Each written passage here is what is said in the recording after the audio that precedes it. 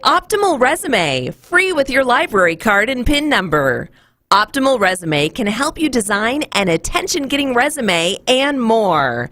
For more information about this and other career resources at the Farmington Public Library, go to infoa.org. Learn more at the Farmington Public Library.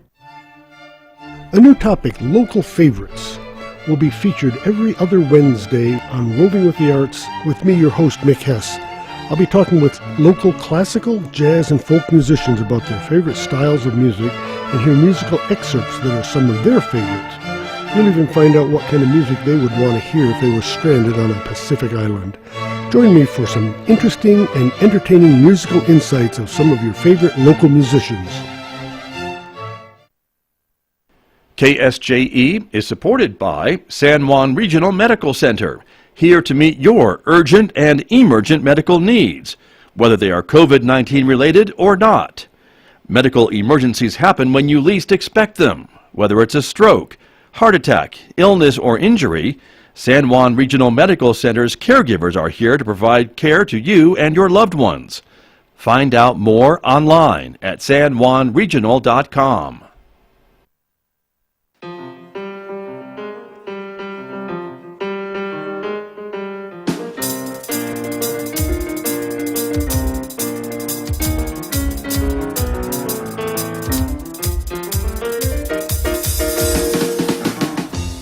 "11 minutes past 8 o'clock. It is Wednesday morning, April the 7th. Good morning, everybody. I'm Scott Michlin, and thanks for tuning in to KSJE 90.9 FM over the air here in San Juan County, 103.3 FM over the air in Durango, Colorado, and streaming everywhere on the planet from our website, KSJE.com. Welcome, everyone, and welcome to our viewers who are watching this visual radio program. The video is streaming live this morning to the KSJE Facebook page, our YouTube channel, and our Twitter account. We're glad that you are with us this morning. My guest, who is here in the studio with me for the very first time, Superintendent from the Central Consolidated School District, Daniel Benavidez, is here. We'll be talking about what's going on in the district as students have returned to the classroom and some of the plans for the remainder of the school year and also next fall. Much, much more. That's all coming up in the next few moments right here on KSJE. And then later on this hour, we'll be checking in with Dr. Mike Haddabaugh from the Encouragement Lab. Always some great words of advice. And this week, Dr. Haddabaugh is talking about how many of our beliefs are extremely exaggerated. That's the topic today. You'll hear more about that at 8:50 a.m. this morning on KSJE. Next hour, Mick Hess will take us roving with the arts. It's our local classical music program, of course, and today it's a 90-minute version of Roving with the Arts. Mick is featuring music from Mahler and Barber on the program. You'll hear it all coming up today after the news at 9 a.m. on KSJE, and that'll take us to 10:30, our local and regional author program, Right on Four Corners. Tracy Hales-Vass is speaking with local author Terry Nichols about her latest book called The Dreaded Cliff. You'll hear more about that coming up today at 10:30 on Right on Four Corners here on KSJE. And don't forget, of course, in addition to Facebook, YouTube, and Twitter, we invite you to connect with us on Instagram as well. Outside right now, sunshine in our studios at San Juan College. It is 39 degrees outdoors, and we're expecting a sunny day today with a high of 65 degrees. It's going to be windy again, though, with gusts up to 40 miles per hour are expected this afternoon. Clearing and 34 overnight tonight, mostly sunny, a bit warmer tomorrow with a high of 72 on Thursday, 68 with sunshine on Friday, 70 for the sun on Saturday, 73 on Sunday, back to mid-70s by Monday before things cool off just a bit for next week, and overnight lows in the mid to upper 30s. Well, let me turn to my guest, who is here with me this morning, as I mentioned, for his first time here in the studio. Daniel Benavidez is here, the Superintendent of Schools for the Central Consolidated School District. Mr. Benavidez, great to have you here. Good morning, Scott. How are you doing? I'm well, thank you. Thanks for coming over. Thank you. We appreciate it very much. A big week for you and the Central School District. There's a number of reasons why I say that. One is you were welcoming your students back into school, at least more of them, right? More of them, that's correct. As of this week. So just a couple of days in, but how's it going so far? It's going well. We've had parent choice, and we started in person since March 22nd, and then PD has the full person by April 5th. So we're a couple of days with more and more students coming every day. So it's pretty cool to see kids back in school. Right. We were talking about that before we came Right, on the air this right. morning, and just that seems like a simple act of getting kids back into the classroom, but just that motion and that activity really does kind of trigger other positive things, I think, for the learning process. Right. It's pretty amazing. I think people have taken they're looking at education differently now, I think, and I think the pandemic has emphasized that we really do need teachers, and they've been taken for granted, and so I think that there's some relief there at home that they don't have to juggle their job and try to teach their kids. Right.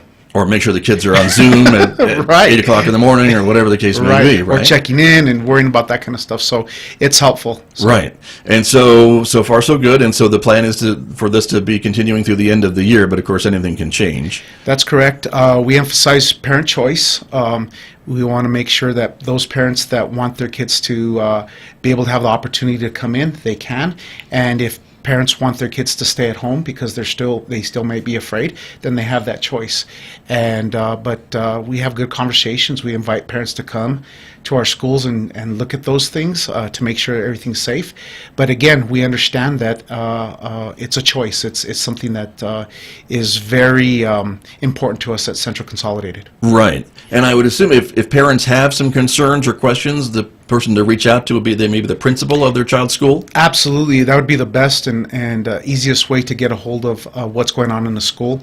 A lot of people tend to go to the district and try to get answers, but we have 17 schools in our district, and the easiest way to make sure that they get the answers that they need is to go see their principal. Right, or contact teacher, yeah, or call them, or the teachers, or what have you. But it's up and running, so congratulations on that. Thank you. And the other reason I say this is a busy week for you is because you're in Santa Fe on Monday. You were telling me for a major signing of legislation. The governor signed this legislation that returns impact aid to your district and a lot of others across the state. But that's been an issue, I guess, for the last several years. It's been an issue. To answer your question, yeah, it's a big deal, and it's a little surreal because there's a lot of people in a lot of different areas that have helped out with this. It wasn't just one individual. It wasn't just one group.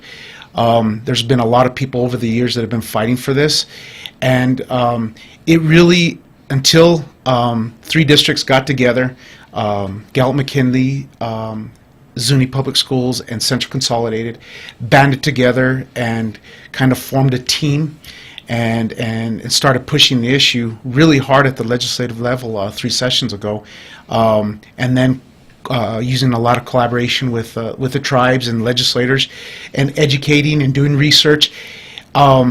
It's a big deal. It's a big deal for all the districts that get impacted. And it's not only Native Americans that get that money back. It's districts that have military students that attend, the Alamogordos, the Clovises. Right. All those impacted districts get their money back. So let me try to explain what we're talking Sure. about, because this is for school districts. In New Mexico and a lot of other states, school districts are funded in a large part by property taxes. And so in places where there isn't private property, they don't get that property tax income, and so this idea of impact aid was developed.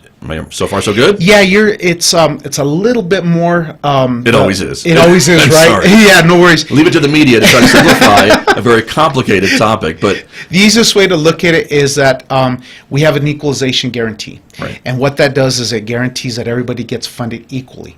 And the way to do that is back in, I believe it's 1974, they figured out a way to everybody to give their fair share. There's the half mil, there's forest reserve, there's impact aid monies, and so they take all this money along with what's allocated by the state, and they distribute it equally. Okay. Well, what happened was they took, at first it was 95% of that money was put in, only districts could keep only 5% of that money.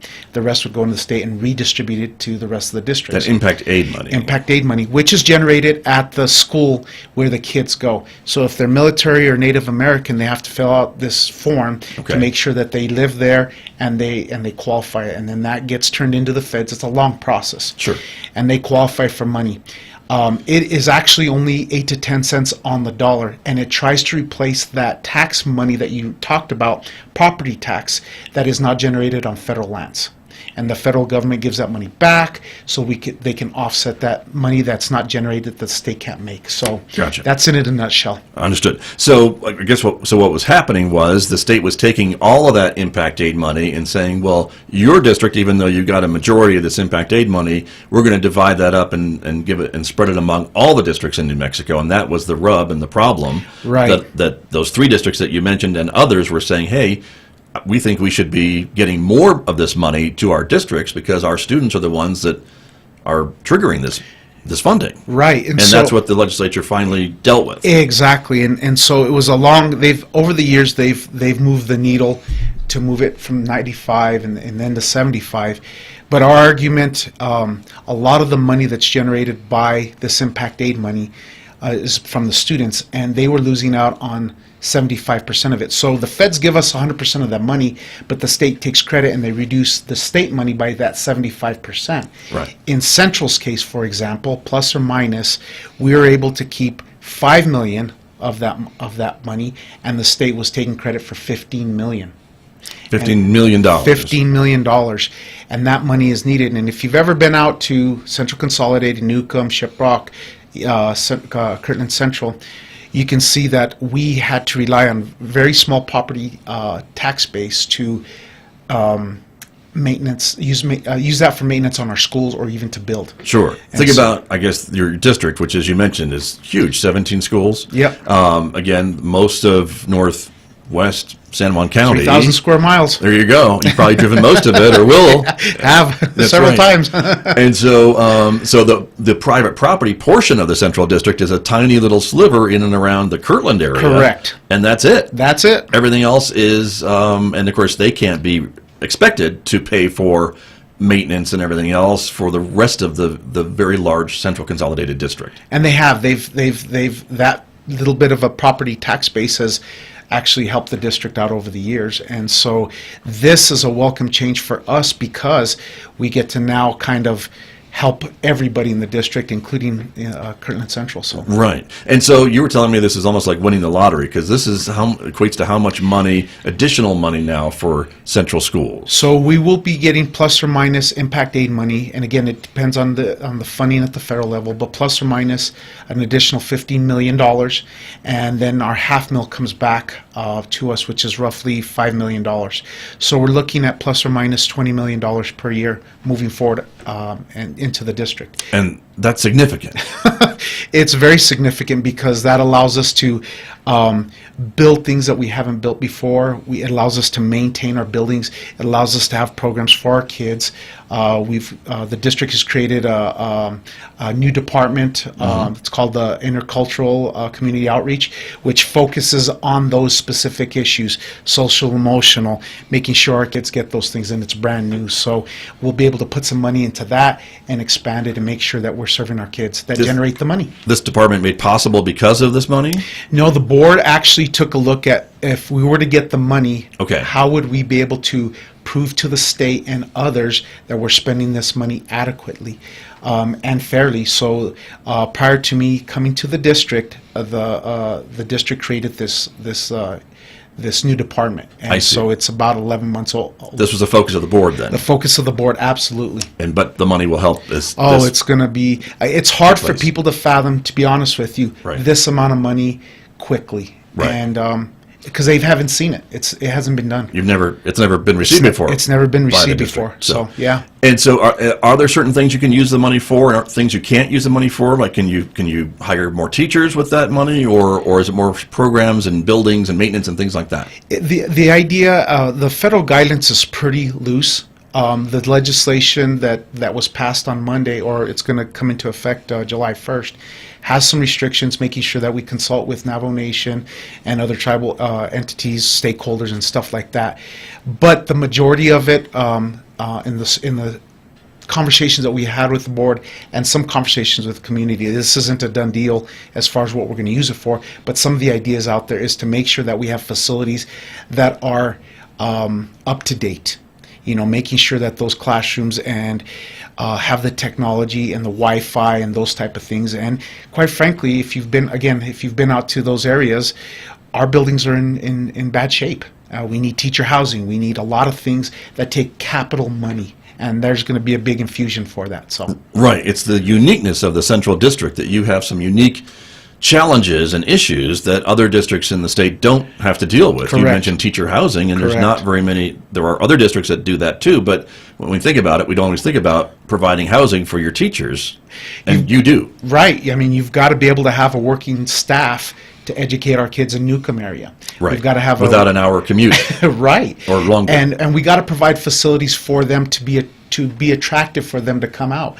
I mean, we're relying on people to stay in that community, but if we don't have industry to support them, it's hard. So we got to look at teacher housing. We got to look at those type of things to attract teachers. Right. So And your staff. So that And staff, makes a correct. lot of sense for sure. And we were talking about technology and infrastructure and things like that earlier. And so again, I know the school district's been at the forefront of trying to get your schools wired for the internet at the very beginning of the internet age, and Right. then upping the capacity as Correct. things go more and more online. It's hard to do an online test if you can't have all your kids online at the same time. And so these are some of the things that you deal with. yeah, and in the last couple of weeks, we've noticed I've gone to the different school sites and I've tested the bandwidth myself just so we could see where it's at. We're increasing that bandwidth, and it's improving, but it's still not where it needs to be for our kids. Our kids rely on that. It's just something that should have been done previously, and I'm not talking administratively, I'm talking about the state of New Mexico in general.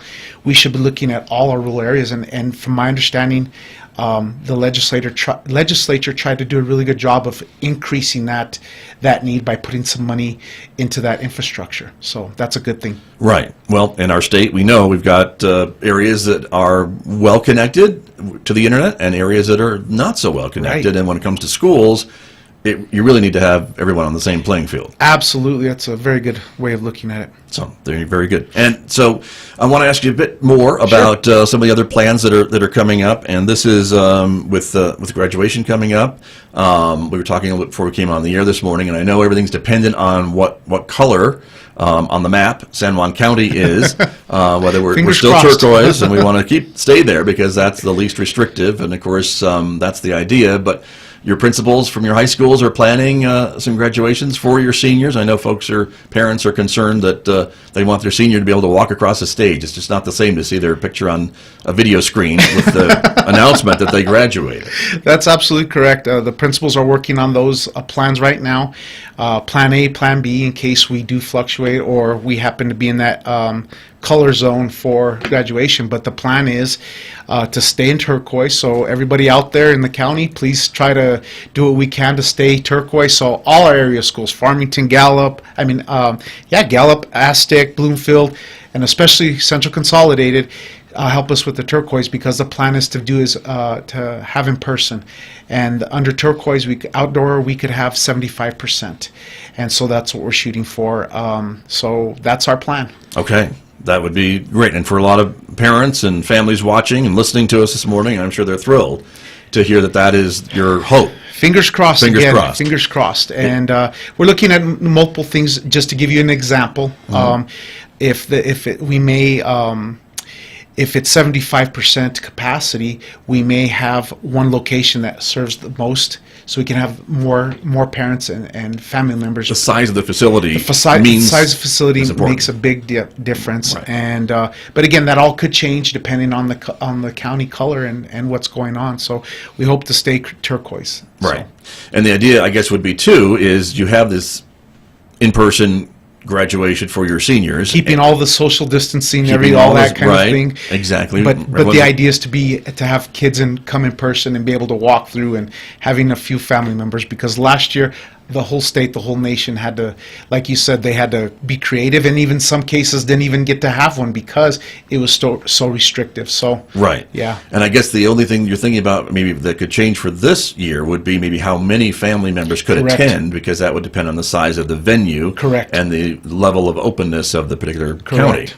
And that's going to be hard because I know parents and family members want to be there and celebrate and that kind of thing. So we have to take that in consideration. I know people are going to be bugged about that, but we got to be mindful of what's going on out there, and that's the pandemic. And hopefully it continues the downward trend. Right. We all hope that happens, and if we could keep doing what we've been doing and continue to do, and the social distancing and the mask wearing and the vaccinations get rolled out. I mean, the Navajo Nation has done a great job, as the state of New Mexico, and so that I think is helping with some of these numbers that we're seeing. So that's important.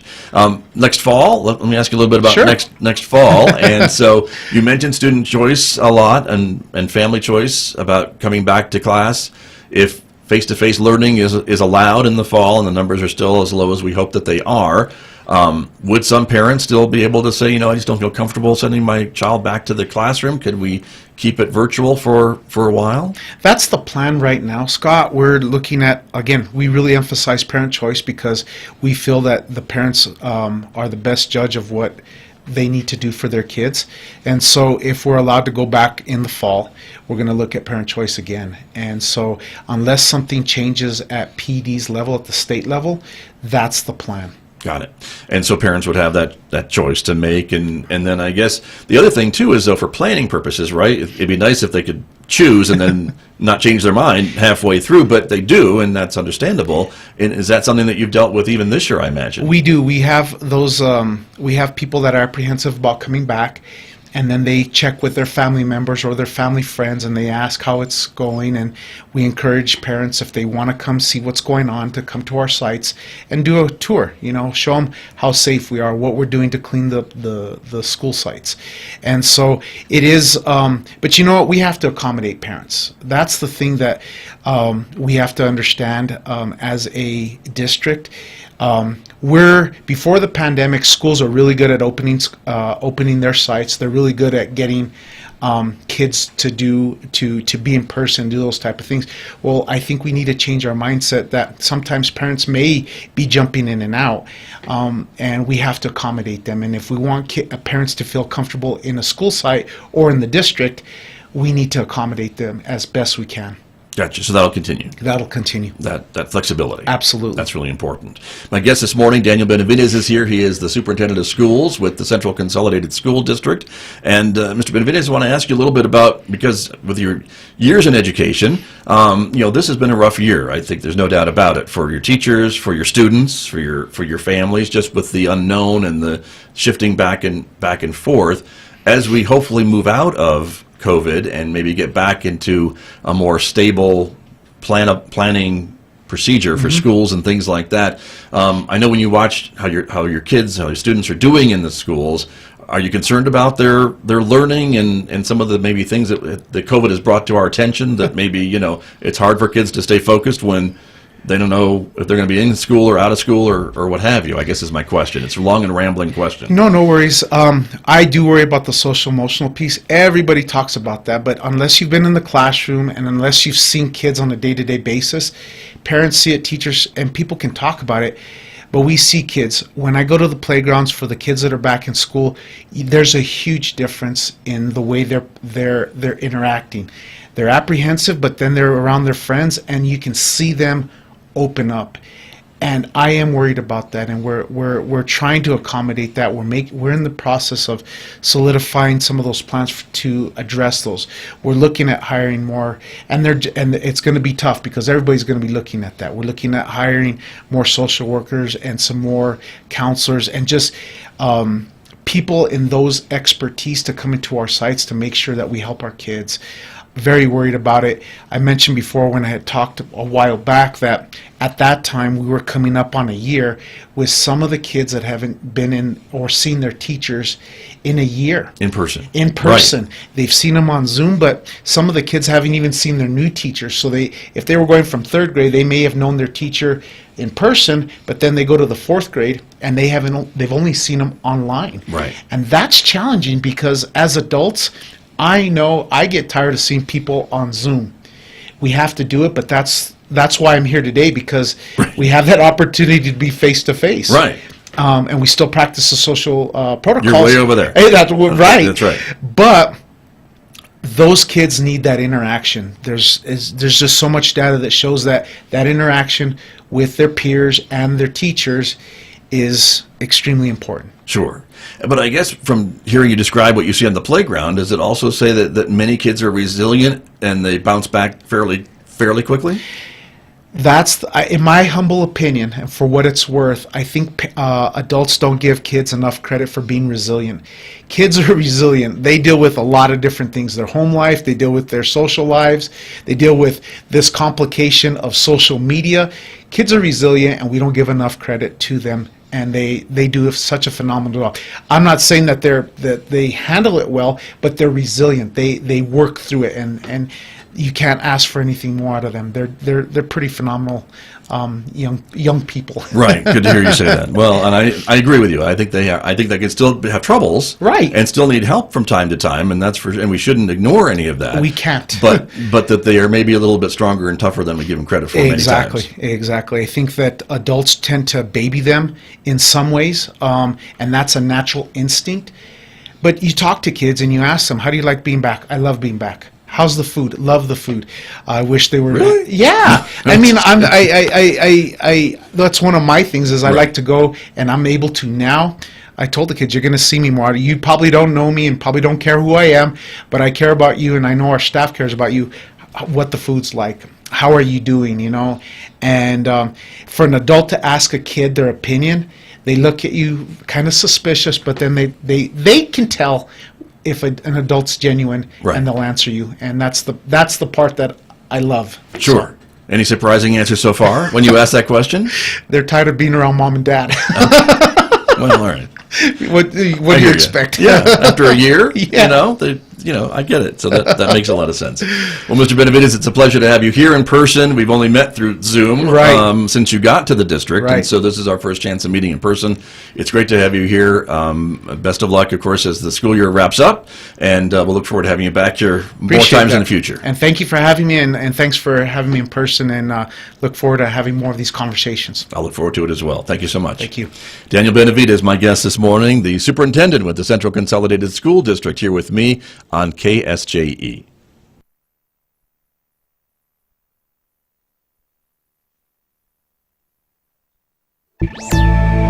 All the tools we use to talk at